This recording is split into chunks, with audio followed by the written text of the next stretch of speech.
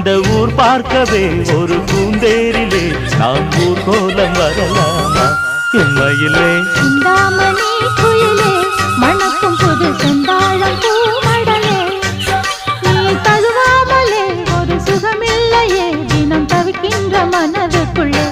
எம்மையிலே சிந்தாமணி குயிலே மணக்கும் புது செந்தாழம் பூமடலே